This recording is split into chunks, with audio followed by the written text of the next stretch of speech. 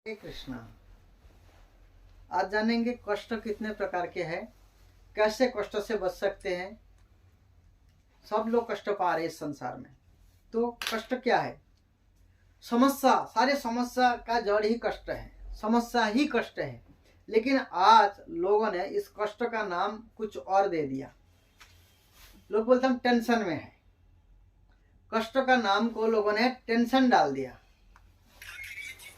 तकलीफ, समस्या, सब कष्ट है। वास्तव में संसार में कष्ट कितने प्रकार के हैं। सब बोलते हैं शादी नहीं हो रहा है, बच्चे नहीं हो रहे, नौकरी नहीं लग रहे हैं। वास्तव में ये कष्ट तो है, लेकिन रियल कष्ट जो है 7 प्रकार का है। वो क्या है? सबसे पहला जन्म लेना। जन्म जो है सबसे बड़ा कष्ट है। जन्म जैसे ही ले लेता है व्यक्ति, तो वो क्या करते हैं? बीमारी चालू हो जाता है। जन्म के बाद बीमारी, बीमारी के बाद क्या है? बुढ़ापा, बूढ़ा होना लगता है। सब लोग बूढ़ा हो रहे धीरे धीरे, क्योंकि कोई बूढ़ा होना नहीं चाहता है। बूढ़ा होना चाहते तो आज इतने ब्यूटी पार्लर क्यों खोल रहे? पुराना गाड़ी जाते हैं, नया होकर के आ जाते हैं, सर्विसिंग करते हैं। तो इसलिए बूढ़ा कोई नहीं होना चाहते हैं। ये एक प्रकार का बड़ा कष्ट है, बुढ़ापा। फिर मृत्यु, मृत्यु का कष्ट भी है। एक है अधिदैविक, अधिभौतिक, आध्यात्मिक। अधिदैविक कष्ट क्या है? जो देवताओं के द्वारा दिया जाता है। सुनामी आना, भूकंप आना, ज़्यादा ठंडी, ज़्यादा गर्मी, ये सब अधिदैविक कष्ट है। अधिभौतिक कष्ट, जैसे एक जीव दूसरे जीव को कष्ट देता है। मच्छर काटता है, मक्खी तंग करते हैं, एक पड़ोसी दूसरे पड़ोसी को तंग करते हैं, एक दोस्त दूसरे दोस्त को तकलीफ देते हैं। इसको कहते हैं अधिभौतिक कष्ट। एक जीव दूसरे जीव को कष्ट पहुंचाते हैं। एक है आध्यात्मिक कष्ट। आध्यात्मिक कष्ट क्या है? जैसे आप बिल्कुल अच्छे मूड में है, कोई आया अपना दुखड़ा सुनाया तो आप भी दुखी हो गए। आप ना चाहते हुए दुखी होना, इसको आध्यात्मिक कष्ट कहते हैं। ये जो 7 प्रकार के कष्ट है, इससे इस संसार में जब तक शरीर धारण किया हुआ है कोई नहीं बच सकता। कष्ट क्यों आते हैं हमारे जीवन में? कष्ट कोई नहीं चाहता है, लेकिन आता क्यों हमारे जीवन में? क्योंकि कष्ट जो है हमारे ही कर्म की खेती है, हमारा ही कर्म का फल है। हम जैसे किए हैं ऐसे हमें भोगना पड़ेगा। जब भगवान के हिसाब से जीवन को नहीं जिएंगे, भगवान के लिए, भगवान से प्रेम नहीं करेंगे, भगवान से अलग रहेंगे, अपना इंद्र तृप्ति करना चाहेंगे, तो हमें कष्ट भोगना पड़ेगा, हमें तकलीफ उठाना पड़ेगा। कष्टों से बचने का क्या उपाय है? कष्टों से बचने का एक ही उपाय है, भगवान श्री कृष्ण की शरण में आ जाना। क्यों? क्योंकि जीवेर स्वरूप है कृष्ण नित्यदास। हम सब भगवान के नित्य सेवक है। नित्य, नित्य का मतलब है हमेशा, सब समय के लिए, हर समय के लिए। जैसे ही हम कृष्ण से अलग हो जाएंगे तो हमें तकलीफ शुरू हो जाएगा। जैसे गर्म ठंडी के टाइम पे जैसे ही हम आग से थोड़ा सा अलग होते हैं तो हमें ठंडी लगना चालू हो जाता है। जब तक हम आग के पास रहते हैं तो हमारे शरीर जो है गर्म रहता है।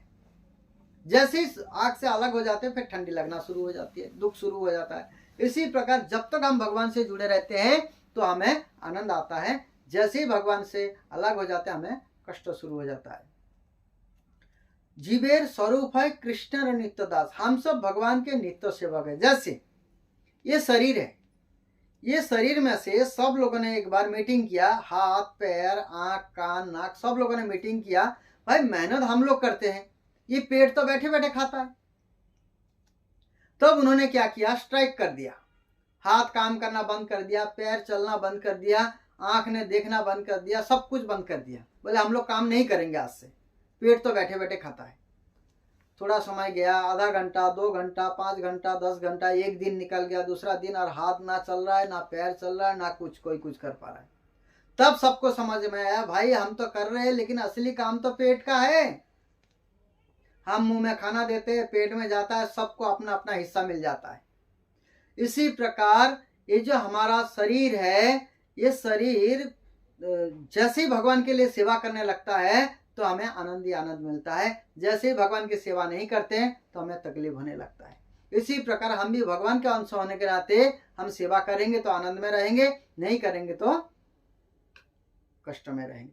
जैसे एक मशीन का पुर्जा है, जब तक वो मशीन से जुड़ा रहता है तब तक उसकी मेहनत तो होती है। जैसे ही वो मशीन से अलग हो जाता है, जैसे हम रास्ते में चलते कितने नट बोल्ट मिलते हैं, उसको लात मार के फेंक देते हैं, है कि नहीं?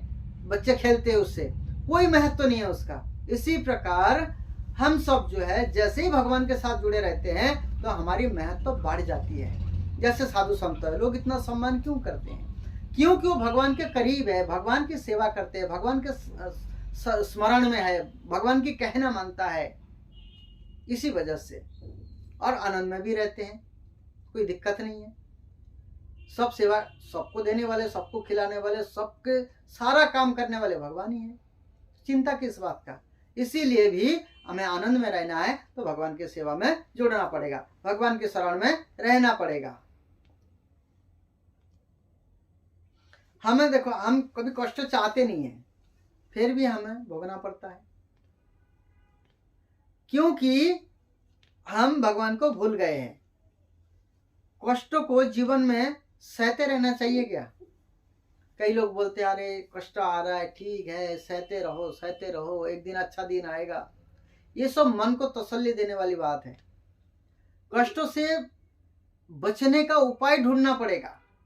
केवल कष्ट में रह के सहने के आदत नहीं डालनी चाहिए।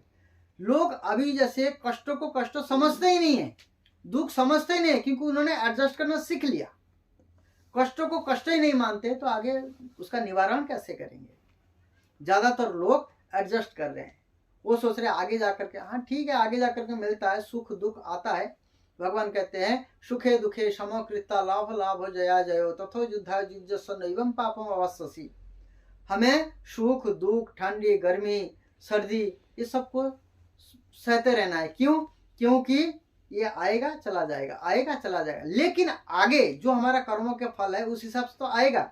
लेकिन आगे इस दुख में ना सहना पड़े, दुख में ना आना पड़े, उसके लिए भगवान की सेवा करनी पड़ेगी, भगवान की शरण में रहना पड़ेगा, भगवान की कृपा के छत्र छाया में रहना पड़ेगा। तभी हमसे जो है दुख भाग जाएगा, केवल सुख ही सुख आएगा जीवन में, केवल सुख आएगा जीवन में। क्या कष्टों को अपनी वजह से या दूसरे की वजह से भोगना पड़ता है? कुछ तो दूसरे की वजह से होती है, लेकिन ज्यादातर जो कष्ट है अपनी वजह से भोगना पड़ता है, अपने कर्मों की वजह से भोगना पड़ता है। केवल अपने कर्म, जैसा कर्म करेंगे ऐसे हमें भोगना पड़ेगा। हम कष्ट ना भोगे तो क्या होगा? कष्ट तो हमें सहना ही पड़ेगा, जो कर्म के हिसाब से कष्ट है वो सहना पड़ेगा। आइए एक उदाहरण से समझते हैं। एक बार क्या हुआ, एक गांव में एक साधु रहते थे।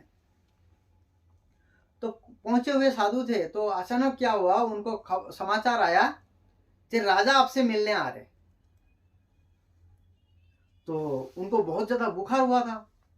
तो उन्होंने क्या किए, क्या करे, कुछ समझ में नहीं आ रहा था। वो ऐसे इतना ज्यादा बुखार था, वो स्वाभाविक स्थिति में भी नहीं थे। तब उन्होंने क्या किया, जैसे ही राजा आ गए, कुछ समय के बाद राजा आए, तो क्या किया उन्होंने, अपने जो है ना आकर के बात करने लगे राजा से। राजा से बात कर रहे थे, क्योंकि छोटा सा घर था, छोटा सा कुटिया था, राजा भी बैठे हुए थे। तो अचानक क्या हुआ, कंबल हिलने लगा, बीच बीच में हिल रहा था कंबल। तो एक बार हुआ, दो बार हुआ, तीसरा बार में राजा बोल पड़ा, क्या कंबल क्यों हिल रहा है? कंबल में क्या बिल्ली का बच्चा है, क्या है, कंबल क्यों हिल रहा है? तब उन्होंने कुछ बोले नहीं। फिर दोबारा हुआ, फिर बोले, तीसरा बार बोले ऐसे, क्योंकि राजा पूछ रहे तो उनको जवाब देना पड़ेगा। तब साधु ने बोला ऐसे बात है, आप आने वाले थे, मेरे को बहुत बुखार हुआ था, तो मैं जो है अपना कंबल के अंदर अपना बुखार छोड़ करके आया, और मैं आपसे स्वाभाविक रूप से बात कर रहा हूं। तो बातचीत खत्म होने के बाद फिर जो क्या हुआ, राजा फिर से कंबल के अंदर घुस रहा था उस बुखार को दोबारा वापस लेने के लिए। तो राजा ने बोला आप क्यों जा रहे हो उसी कंबल में, आपने तो निकाल दिया उसको। तब वो साधु कहते हैं ये बुखार मेरे कर्मों का फल है, आज मैं इसको नहीं भोगूंगा, मैं तो अपने शक्ति से इनको बाहर कर दिया, अपने से अलग कर दिया, लेकिन आज इसको मैं नहीं भोगूंगा, ये कोई और रूप में आएगा, मेरे को भोगाएगा, इसलिए मुझे इसे भोग लेना है, क्योंकि हमारी कर्मों का फल है।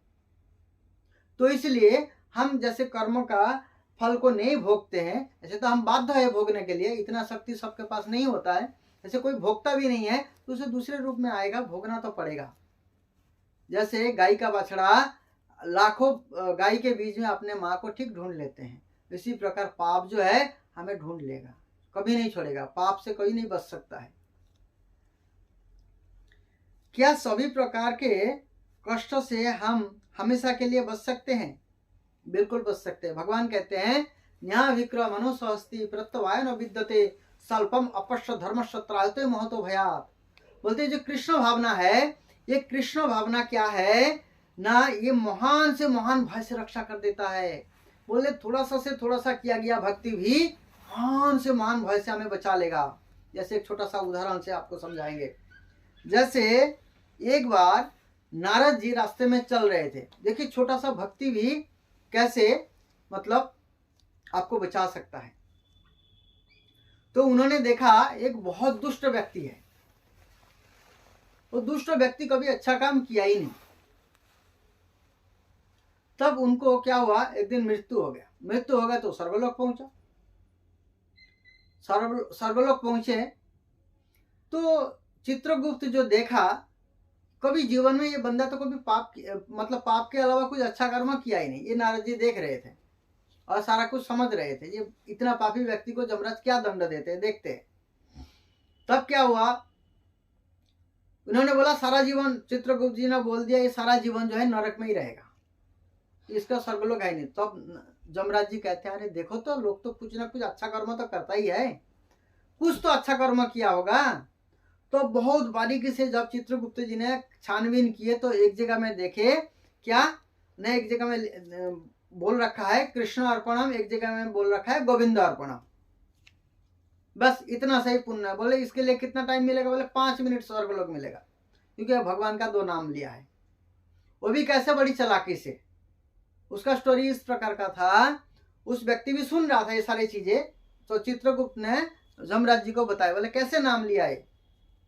तब यमराज जी को चित्रगुप्त जी ने बताया ये एक बार क्या किया, ये इसके बहुत बड़ा परिवार था, ये सारे पाप करके जीता था, लेकिन दीपावली का टाइम था, कुछ खिल खिलौना ला रहे थे। तो खिल खिलौना लाते रहते, खिल खिलौना थोड़ा हल्का होता है, वो बोरा में भर के ला रहे थे पूरा परिवार के लिए। तो अचानक जो घूर्णी झड़ आ गया, जो तूफान आता है, जो घूम घूम करके चलता है, उड़ा के ले जाते हैं सब चीज, उसको घूर्णी झड़ बोलते हैं, तूफान। तो उस तूफान के चपेट में वो बंदा आ गया तो क्या हुआ, उसका सारे खिल खिलौना जो है उड़ गया। तो देखा ये तो मेरे हाथ से निकल गया सारा। लेकिन बहुत चालाक बंदा था, तो जैसे वो जमीन पे आ रहा था, सब गिरने ही वाला था, उससे पहले उन्होंने क्या कहा, कृष्ण अर्पणम गोविंद अर्पणम, ऐसे करके उन्होंने भगवान को अर्पण कर दिया, जो अपना हाथ नहीं आने वाले हैं। ऐसे भी बहुत सारे संसार में लोग हैं जो अपने हाथ में नहीं आते तो भगवान को दे देते हैं। सुख भी अपना है, दुख भी अपना है ना। बहुत चालाकी से भगवान को सारे करते हैं। कुछ अच्छा किया तो खुद किया, बुरा किया तो भगवान किया। ऐसे बहुत सारे चालाक लोग हैं जो अपने आप को चालाकी करता है, लेकिन संसार से बचा नहीं पाएगा अपने आप को। तो बोले इस प्रकार से उन्होंने 2 बार भगवान का नाम लिया था, इसलिए इनको स्वर्गलोक जाना पड़ेगा। स्वर्गलोक में 5 मिनट भोगेंगे, स्वर्गलोक को जो चाहे कर सकते हैं। तो ये व्यक्ति बोले मेरे को पहले ट्रायल दिखाओ भाई, स्वर्गलोक कैसा होता है, नरक कैसा होता है। तो नरक में देख रहा था सब मार पड़ रहा था, बड़ा तकलीफ हो रहा था। लेकिन स्वर्गलोक में देखा बड़ा सेवा शुश्रूषा हो रहा है, अच्छे अच्छे सुंदर स्त्रियां हैं, नंदन कानन है, बहुत सुंदर सुंदर पुष्प है, बहुत भोग है वहाँ पर। तो बोलते मेरे लिए ये जगह फिट है, मैं यहीं जाना चाहूँगा पहले। तो बोले ठीक है भाई, 5 मिनट तो जाना है, उसके बाद तो तुमको मार ही खाना है। तब क्या हुआ, पहले उसको स्वर्गलोक ले जाया गया, और स्वर्गलोक में जाकर के उसको पूछा गया भाई तुम्हारा क्या इच्छा है, क्या करना चाहते हो। तो पूछने के बाद उन्होंने जो भगवान का इंद्रदेव का नंदन कानन वन है, पारिजात पुष्प लगा हुआ है उसमें, तो उसके पास बोले मैं पारिजात पुष्प के पास जाना चाहता हूँ। वहाँ पर गार्डन में पहुँचा है। बोलते मेरे को 2 तलवार दे दो। बोले भाई स्वर्गलोक आता है लोग भोगने के लिए, तुम तलवार क्या करोगे? बोले बस मेरा टाइम खराब मत करो, मुझे 2 तलवार दे दो। उस व्यक्ति ने क्या किया, वो जो मांगेगा वो तो देना ही पड़ता है। फिर जो है स्वर्गलोक में उसको 2 तलवार दिया गया। जैसे ही तलवार दिया, नंदन कानन में जाकर के बंदा घुस गया, दोनों हाथ में दोनों तलवार लेकर के कृष्ण अर्पणम गोविंद अर्पणम, कृष्ण अर्पणम गोविंद, 5 के 5 मिनट जितने पारिजात पुष्प है भगवान को अर्पण किया उसने। और इंद्र तो सिर पे हाथ दे के बैठा, ये क्या करा, मेरा सारा गार्डन उजाड़ दिया। वो परेशान हो गया इंद्र। तब जाकर के जैसे ही 5 मिनट खत्म हुआ, पूरा के पूरा 5 मिनट जो है उन्होंने भगवान की सेवा किया, भगवान को पारिजात पुष्प अर्पण किया। तब वो उस व्यक्ति को पकड़ के लाया, बोलते भाई तुम्हारा टाइम खत्म हो गया, चलो अभी नरक में। तो आकर के यमराज जी ने बोले देखो इसका कितना टाइम नरक में रहना है। तब जब देखा तो सारे के सारे पेज जो है बिल्कुल खाली था, ब्लैंक था। ये देख करके यमराज और चित्रगुप्त जी बेहोश हो जाते हैं। तब नारद जी क्या करते हैं, उनको जगाते हैं, जगा करके उनको समझाते हैं, नारद जी ये आप एक महाजन है, आप एक वैष्णव है, इस बंदा ने क्या किया, 5 के 5 मिनट स्वर्गलोक में जाकर के भगवान की सेवा किया, तो कैसे बंदा पापी रह सकता है। तब उनको भागवत धर्म समझाते हैं नारद जी जो है यमराज जी को। फिर उस व्यक्ति को सीधा भगवत धाम भेज दिया जाता है और बंदा भगवत धाम जाता है आनंद से, क्योंकि उनको पता था भगवान के कृष्ण के नाम में कितना शक्ति है। इसी प्रकार हम सब जो भी पाप किए हैं जैसा भी है, तो हमें जो है इस प्रकार का पाप से बचना चाहिए, भगवान श्री कृष्ण की सेवा करना चाहिए। भगवान श्री कृष्ण की सेवा से ही हमारा कल्याण हो सकता है और हम इस समस्त पापों से, समस्त दुखों से अपने आप को बचा सकते हैं। हरे कृष्ण।